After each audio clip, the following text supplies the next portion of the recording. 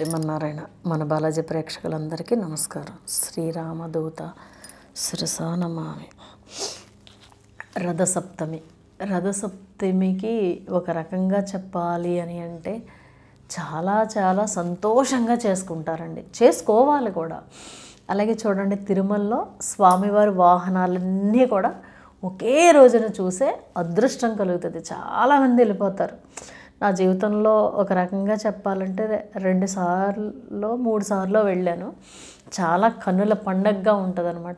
మనం చూడండి, ఇది బ్రహ్మోత్సవాలకి ఆ 9 రోజులు 10 రోజులు వచ్చే వాహనాలన్నీ ఒక రోజే వచ్చేస్తే ఎంత ఆనందంగా ఉంటుందండి. 2 గంటలకి చక్కగా స్వామివారి వాహనాలు వచ్చేస్తాయి. సరే, ఏం చెయ్యాలి, ఎలా చెయ్యాలి అని అంటే కనుక మీకు మనం కొన్ని ఒక రకంగా చెప్పాలంటే నేను యూట్యూబ్లో మొదలెట్టిన కాడి నుంచి నేను చెప్తున్నాను. చేసిన తర్వాత అంతకుముందు నా కస్టమర్స్కి నేను చెప్పేదాన్ని, కానీ యూట్యూబ్లో చెప్పిన తర్వాత చాలా మటుకు ప్రపంచం అంతా తెలిసింది. చేశాక మేము అలా స్నానం చేశాక చాలా బాగుందమ్మా అనేసి అన్నారు. అయితే ఏం చేయాలి ఏంటి అన్నది నేను మీకు చిక్కుడాకులు తెచ్చుకోండి. చిక్కుడాకులు, రేగిపళ్ళు తెచ్చుకోండి. అయితే ప్రొద్దుటే స్నానం చేసేటప్పుడు మీరు ఎట్టి పరిస్థితుల్లోనూ సూర్యోదయానికి ముందే, అంటే ఇంచుమించుగా 5-5:30 ఆ టైంకి ప్లాన్ చేసుకోండి. చేసుకున్న తర్వాత ఈ చిక్కుడాకులు తెచ్చుకొని చక్కగా తల మీద చిక్కుడాకు పెట్టుకుని 3 రేగిపళ్ళు తల మీద పెట్టుకుని చక్కగా మగ్గుతో నీళ్ళు పోసేసుకోండి. తర్వాత మళ్ళీ ఆకు పెట్టుకుని 3 కాయలు ఇటు పక్కన కుడి భుజం మీద పెట్టుకుని మళ్ళీ నీళ్ళు పోసుకుని వదిలేయండి. అలాగే ఇలాగా స్నానం చేయండి. చిక్కుడాకుతో గనక స్నానం చేస్తే, చిక్కుడాకు రేగుపళ్ళతో గనక స్నానం చేస్తే చింతలు తీరుతాయంట. అవునా అని కొంతమందికి డౌట్ రావచ్చు. చేసి చూడండి, చేసి చూస్తే తెలుస్తుంది. చేసిన వాళ్ళు ఎంత బాగుందో, ఎంత అదృష్టాన్ని అనుభవిస్తున్నారో అన్నది, మీ జీవితం ఎలా మారిందన్నది కామెంట్ రూపంలో తెలియజేయండి. ఎందుకని అంటే కొంతమంది ఇలా చేస్తే వస్తుందా అని అంటారు కదా, అందు గురించి నేను చెప్పడం తప్ప ఇంకోటని కాదు. వేరే వాళ్ళకి ఇది నిజం అనేసి తెలియటం కోసం అనమాట కామెంట్ రూపంలో తెలియచేయండి. అయితే ఇంకొకటి ఏంటి అని అంటే, మనకి అసలు మామూలుగా కొంతమంది చేసేది, కొంతమంది కాదు ఎక్కువ శాతం చేసేది జిల్లేడాకుతో చేస్తారు. కానీ నేను చిక్కుడాకుతో చెప్పాను, వైష్ణవ సాంప్రదాయంలో చేస్తారు. కాబట్టి చిక్కులు చింతలు అంటే మనకు వచ్చే కొన్ని కష్టాలు, కొన్ని దోషాలు మన కర్మఫలానికి వస్తాయి. కాబట్టి కొన్ని పర్వదినాల్లో భగవంతుణ్ణి ఆరాధించే ఆరాధనతోటి ఈ కష్టాలు ఇవి దూరం అవుతాయి. అంటే ఆ కర్మఫలాన్ని భగవంతుడు తప్పిస్తాడు. ఇంత రాయి పడే నెత్తి మీద పడాల్సింది పడితే చచ్చిపోతాం మనం. కానీ భగవంతుడు ఏం చేస్తాడంటే చిన్న రాయిని ఏ కాలు మీద పడేస్తాడు.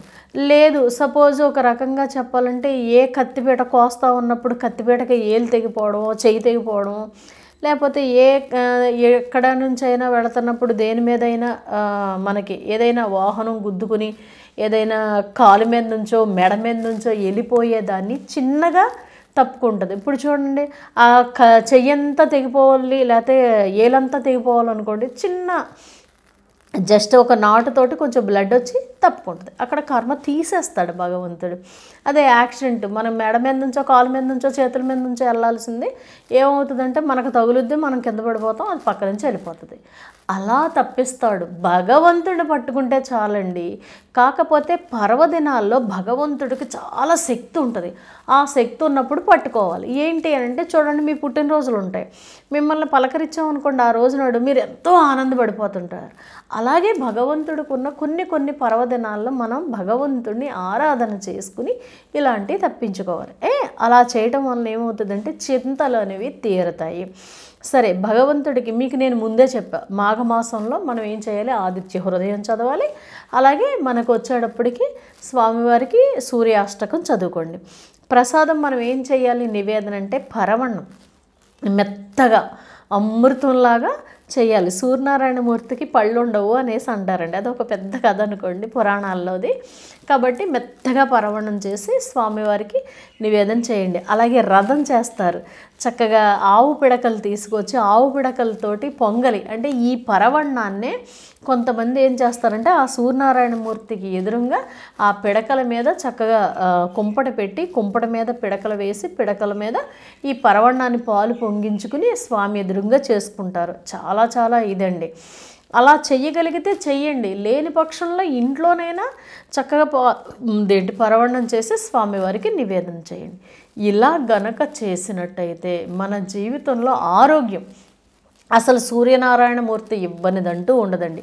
విజయాన్ని ఇస్తారు, అలాగే ఆరోగ్యాన్ని ఇస్తారు. తర్వాత శత్రువులు దూరం అయిపోతారండి. చూడండి, రామచంద్రుడు మనకి రామాయణంలో ఉన్నది కదా, రామచంద్రుడు రావణాసురుడి మీద యుద్ధానికి వెళ్ళేటప్పుడు కొంచెం ఇదవుతుంటే మనకి ఆదిత్య హృదయాన్ని ఇస్తేనే కదా, అగస్త్య మహర్షి ఆదిత్య హృదయాన్ని ఇస్తేనే కదా ఆ పారాయణం చేసిన తర్వాతే రామచంద్రమూర్తి రావణాసురుడి మీద జయించారు, విజయాన్ని సాధించారు అని అంటారు కదా. మరి అంతటి మహానుభావుడే మన కోసమని అంటే ఆయనకి శక్తులు లేవా అండి? శక్తులు ఉన్నాయి. కానీ మానవుడు కూడా భగవంతుడిలాగా ఆరాధన చేసి భగవంతుడిని వాడుకున్న శక్తుల్ని పెంచుకుని అవతల వాడు శత్రువుని జయిస్తాడు అనేసి భగవంతుడు ఇచ్చిందనమాట. కాబట్టి ఎవరైనా సరే జీవితంలో ఒకటి గుర్తుంచుకోండి, ప్రతి మనిషి జీవితంలోనూ శత్రువులు అనేవాళ్ళు ఉంటారు. ఆరోగ్యం ఇబ్బంది పెడుతుంది. అలాగే మనకు ఒక రకంగా చెప్పాలంటే మనం ఎదుగుతున్నాం అనుకోండి, ఎదటి వాళ్ళు ఏడ్చేవాళ్ళు చాలామంది ఉంటారు. ఈ అన్నిటిని కూడా మీ జోలికి రాకుండా చేసేది ఎవరు అనంటే సాక్షాత్తు సూర్యనారాయణమూర్తి. సూర్యనారాయణమూర్తి ఆరాధన సంవత్సరంలో మాఘమాసం వచ్చే సప్తమి రోజు నాడు కనుక చేసినట్టయితే ఖచ్చితంగా మనం అదృష్టాన్ని పొందుతాం.